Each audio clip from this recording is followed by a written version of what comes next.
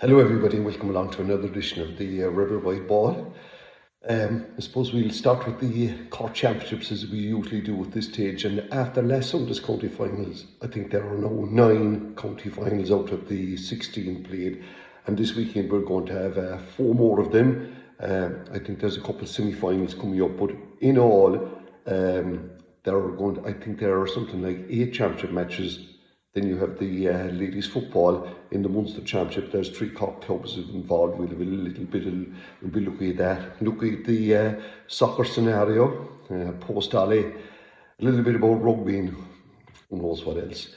So we'll start with maybe not the county finals that are on, maybe the lesser games, if you like, the semi-finals, and then the intermediate A semi-final between Kilshannig and Mitchelstown. And of course that was delayed a little bit because of the involvement of the Ballygiblin hurlers with Mitchelstown, and of course also you had Drumtariff hurlers playing, or Boherbury playing hurlers with Drumtariff. What a winning was for Ballygiblin. Whether that will carry on out to onto Mitchelstown on this Sunday remains to be seen. Mark Keane will not be there, or at least that is the story going around the place, that he's after going back to Australia. And that game goes on Sunday or on Saturday in Kildare. Trying to predict as to who might win it. I'm not too sure. Remember that Mitchelstown were in the final last year. Kilshannig are a good committed side, so it's hard to call it, but if we were forced to do so, I think that probably Mitchelstown should get over the line, and then they'll be playing the following Sunday in the county final against Stivlera. In the Junior B hurling, the proper Junior B, not that there's an improper Junior B hurling, but as you know, there are 2. There's the open county one, and there's the one where the divisionals, they played in the divisionals first, and that competition, actually the divisional one, was won last week by Belgooley, their first county final victory, I think, in Donkey's, a small little club in South East Division. Well, they're out again now on Sunday. Both semi-finals take place Sunday at 2 o'clock, and you've got Belgooley taking on O'Donoghue and Rossa. I think they're going to win that one, and then they'll be in their second final. And in the other one, Randall Oaks, who have already won the Junior B football, take on Fremont in that game goes on in Dunamore. And the final game outside, before we talk about finals, is the Junior B football divisional quarter final, Mitchelstown and Douglas, that take place in Ballyhooly Sunday at 1, and then the winners of that I think will play Randall Oaks with Dripsy waiting in the final. So to move on to the first of the 4 finals, and this time we'll go on order of timing rather than whether we should go Premier Scene or whatever first. So the first big one is on Saturday in Cork GAA. What a marvellous occasion this is going to be for the 2 clubs involved, Boherbury and Ballinhassig. Probably, well, in Ballinhassig's case I was going to say their first time playing, and that is nearly their first time playing a football match, not a mind, playing in Cork GAA. Likewise with Boherbury. Now to look, they're so contrasting in ways. Boherbury won the Duhallow Junior Football Championship for the 5th time this season. Their previous victories unfortunately didn't work out for them in the county championship, and it was ironic when they won it first in 2017. They beat Knocknagree, and that was the first year that they allowed the runners up into the county. Knocknagree came along and won the county. Drumtariff, who they beat the following year, imagine they went along and won it, and they've been beaten in the semi-finals since, so they get their big chance. Beaten the final last year, which was played back in August by Ivlera, and you see where Ivlera have gone since. So it's a big, there's no doubt it's a huge day for Boherbury. You know, they don't want to go back playing, I would imagine, in the Duhallow Junior Football Championship. They have, you know, obviously very, very good footballers. Kevin Murphy is their long-serving goalkeeper. I think he's about 9 years of age. Then fellas like Jack Buckley, Jack Daly, Daniel Buckley, Jerry O'Sullivan, another outstanding player, Lee Moynihan, and of course Jerry O'Connor.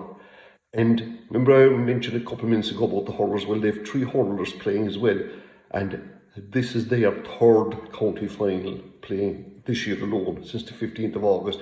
Jerry O'Sullivan, as I mentioned, Kevin Crimmel and Mikey O'Gorman.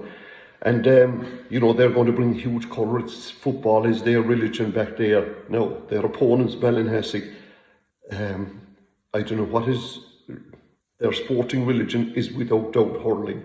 And they have their record in football. Well, they don't have one, so they're okay there. I think when they they won the South East, their first one I think in 2012, and a couple of years ago when they played in the county campaign, they beat Garnish. That was their only adult football win ever in only 135 years. They won the South East this year against Ballygavin, and they followed that up with a quarter-final victory over Tide-McCorry. I think they were 6 points down in that. Then they came from behind to defeat Douglas's second team, and here they are. This is an incredible story for this club, because anybody that knows it will know that hurling is what it's all about. But this is not just this is not just a football team from this club that's playing because the hurlers are beaten. Far from it. Their hurlers had an excellent season as well, losing last Saturday in the Premier Intermediate Hurling semi-final at Castlelyons. 11 of the 15 are going to start on Sunday or thereabouts.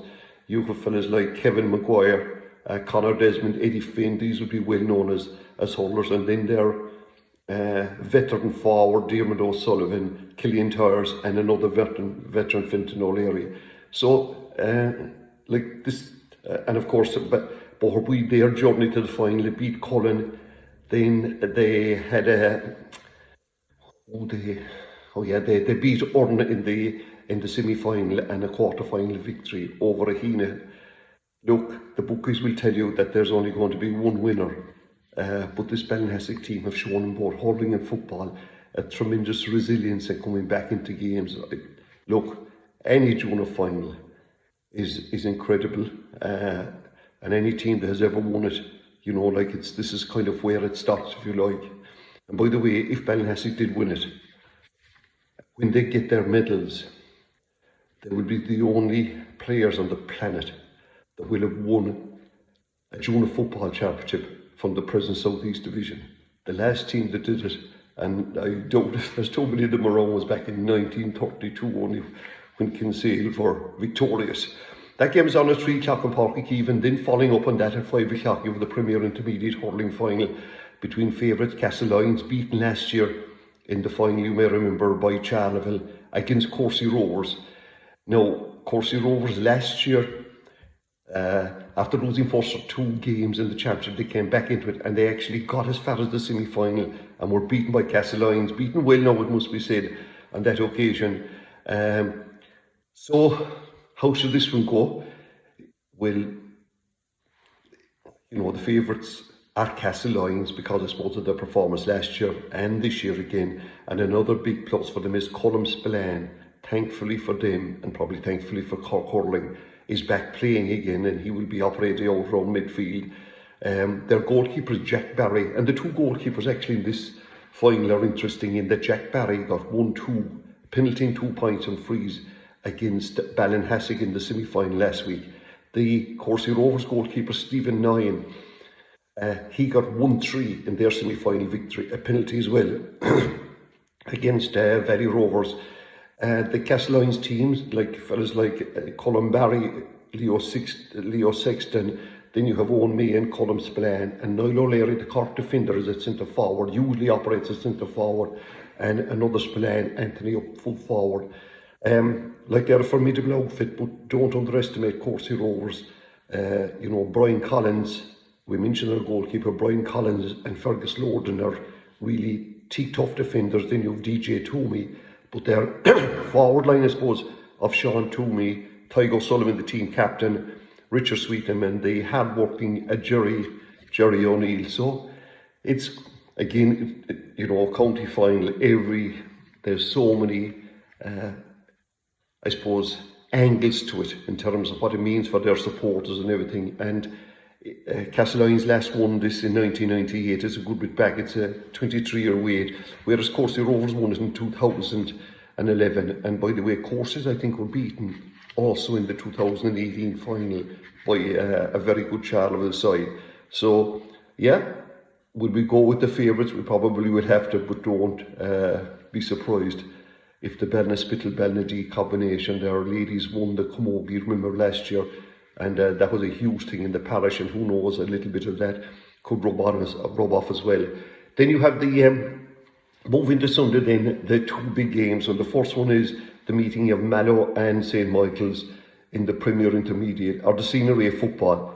Mallow were there last year, and they were disappointed the way they played and were beaten by a Rogue. They have won this championship in the past, in 2019. If you were ever asked a question in a quiz, who lost a county final in football in Cork up around the higher grades, you could nearly chance St. Michael's, and I'll tell you why in a minute. They beat Kilvola in 2017, but this year they're back in the final, beating Béla Hoggair in the semi-final. And again, the players that are, we just pick out a few players, but this is going to be about maybe fellas that are not even won't make the starting 15. By the way, Shane Merritt and Matty Taylor, there's two guys who anchor that half-back line. Then you have Darragh Moyne and Owen Staunton operator on the midfield, and Ryan Harkin and Sean O'Donnell up front. But anyway, St. Michael's, if you wanted, they're kind of the sorrowful decades, if you like, in terms of losing county finals. They lost 3 county finals a way back, senior finals now. This was 76, 77 and 78. They've lost 5 Premier Intermediate finals, 12, 15, and then they did it 3 in a row, 17, 18 and 19. They did win it though. If we go back to 1998 when they beat the Bears, second team in this, and mention the Bears, who we'll talk about in a minute, they played in this, they were relegated in 2007, and the world was meant to fall in then. This couldn't happen that a great club like St. Finn Bears are relegated. Well, they came back up, and they won the championship in 2008. The St. Michael's team had an Offaly man trains, some Dave Egan, and Kerry man trains is involved in it. Keith Mine is involved in Mallow. You've got Ono Sullivan and Joe Gold, and then this centre midfield pairing, which has been really good, of Daniel Meany and a guy called Billy Kane. A lot will depend obviously around here, and then their forwards, you have fellas like Keith Hagerty, Mark Drummond, Owen Buckley and Eric Hagerty. So this is going to be obviously a close affair. They always are. If you check the score lines of these matches, the second grade championship in Cork, when it was Premier Intermediate, no scenery, really close matches, and Mallow will be trying to make up for last year, and St. Michael's will be trying to make up for a half a century. And it is incredible, Michael's, that despite the fact that they lose the finals, they're back up the following year. Says something about the club, and they have to operate under the shadows of St. Michael's and Blackrock, who are good at developing long shadows. So well done to both of them. Then we come to the centrepiece of Cork football, and that is Clonakilty versus St. Finn Bears. You'd have got any odds on this at the start of the year. Nothing wrong. The Bears are thereabouts, themselves and Nemo, Castlehaven were the 3 teams. Clonakilty avoid relegation. They won't like to hear this. Qualify for the group would be real progress. They've done in style. They were in the same group actually, and they met in the last match, and Bears were emerged victorious in that time, but maybe things have changed a lot since then. There's a huge tradition, of course, in both clubs. It's Clonakilty's 22nd final, it's the Bears' 19th, and they both have won 9. So the magical 10 is up for grabs, if you like. And I suppose in Clonakilty more than St. Finn Bears, because they've hurling in St. Finn Bears as well, you have, this massive interest, massive history, and you can see why, going way back to the 30s when they won their first one. And see, I know that every town that Gaelic football in West Cork is important, but in Clonakilty, it takes up a lot of their time. Even when they're absolutely useless, it takes up a lot of their time, the people of the town. But they're not useless now, and this is a great occasion for them. The Bears will go into the match as favourites, and rightly so. They have been, their performance in the semi-final was excellent, and they were out of that game. They came back into it. Okay, anytime you win penalties, there's a certain amount of luck involved in it. They both have good goalkeepers in Mark White and John Cairns. And Mark White, this fellow will entertain you no end. Not alone is he a sweeper, but he comes away out the field. I don't think he'll do that on Sunday. Another prediction for this game on Sunday is that if it's high scoring, open game of football, I would think the Bears will win it. They have the better forwards, And as a consequence of that, I think Clonakilty will be trying to play it really defensive, particularly early on. And I know that doesn't suit the appetite of a lot of Cork people, but you have to, Gaelic football has to be like that at times. Now, the ironic thing about it is that the Clonakilty defence, if you go through them, now they're Liam O'Donovan, and my God, this poor young man, dogged with injuries, a terrible term, and I believe now he's getting treatment, is it surgery to sort out the latest one, a hamstring. But yes, even though he will be a big loss, no doubt about it, he's such a committed athlete and a great defender. But then you've got fellas like Tom Clancy, who I think will be sent forward for his biggest posting ever to take on Stephen Sherlock. And you know what? That will tell a lot about how this game will go. Now, there's, it suits chances like me to be saying this is down to these two fellas because there are defensive systems in place. But that one is going to be vital. But then when you think of Maurice Shanley, Dan Peat, and then the fellas like David Lowney, Owen Deasy, Sean White, no, I'm not too sure whether Captain Owen Deasy played for Cork or not. The rest of them are defenders that have.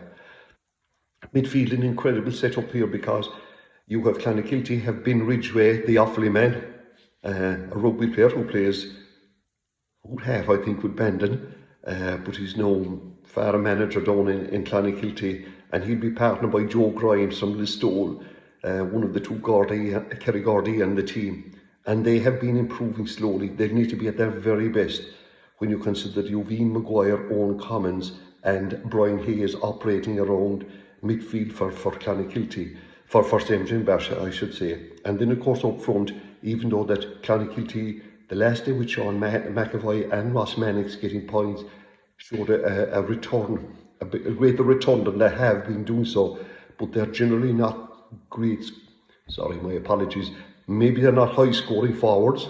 Gerard Barry operates as a kind of sweeper for them, but nonetheless, look, their comeback victory against Boherbury, there was Boherbury fellas playing against Duhala, and their good performance against Douglas is going to give them some confidence as well.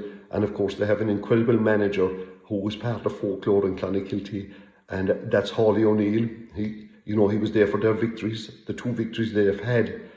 I think they had 7 victories of their 9 before the Bears won their first in 1956. And the 2 or 3 since, Hawley O'Neill has been instrumental in them and involved in them. And he's there again on Sunday. But if you look through the Bears now, don't think that they have defenders that are going to be waiting around twiddling their thumbs. Fellas like Sam Ryan, Jamie Burns, and those are really excellent players.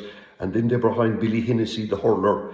They have a down player. If there's a couple of Kerry fellas playing by Darragh O'Shea is the other Kerry man I should have mentioned from Ungaeltucht.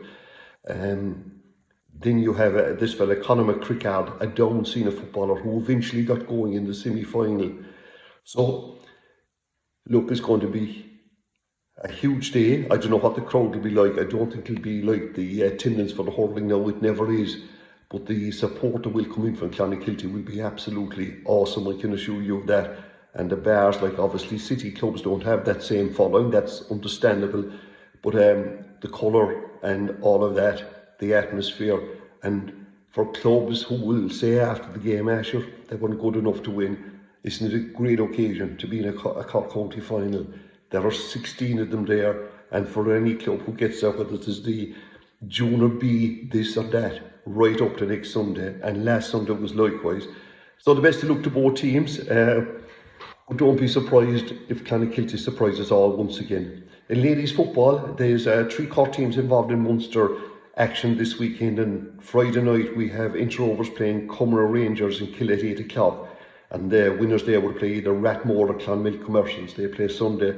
Then you've got the junior and intermediate semi-finals, Munster semi-finals, both in Brinny on Saturday.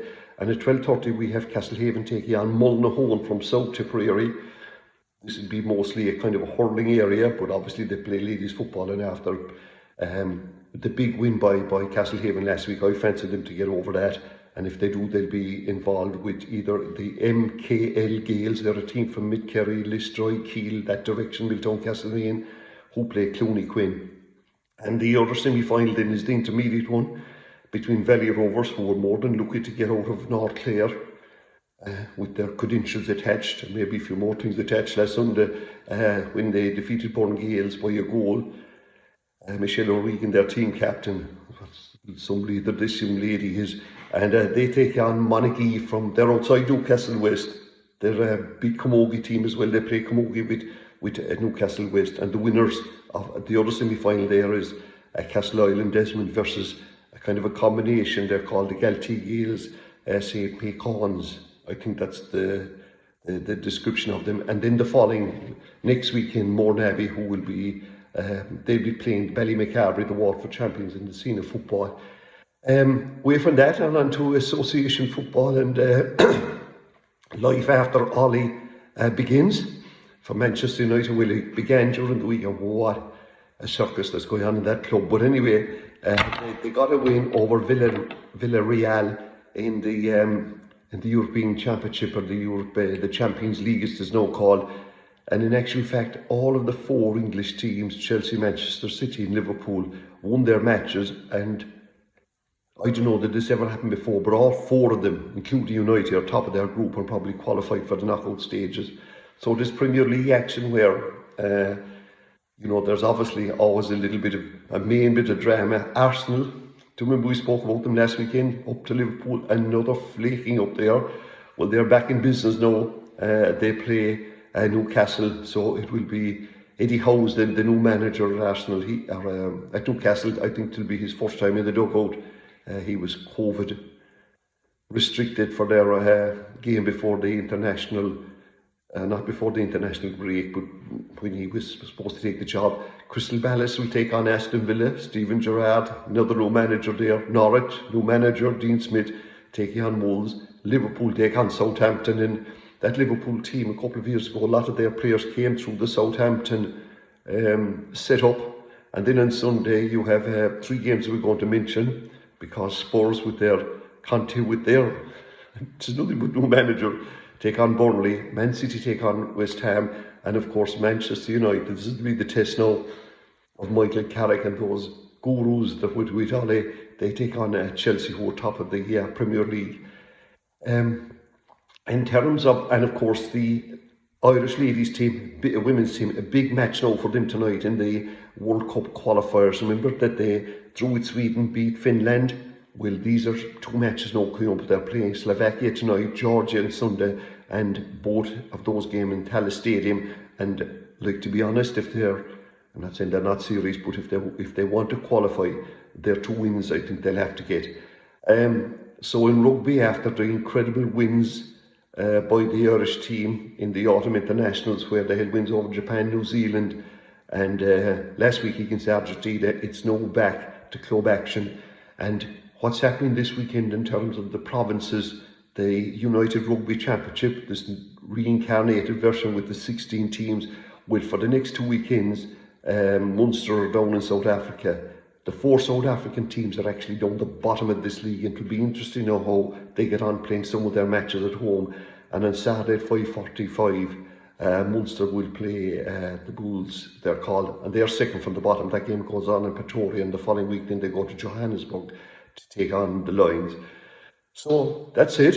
Until we meet again, enjoy all the sport you can. Take care and mind yourself.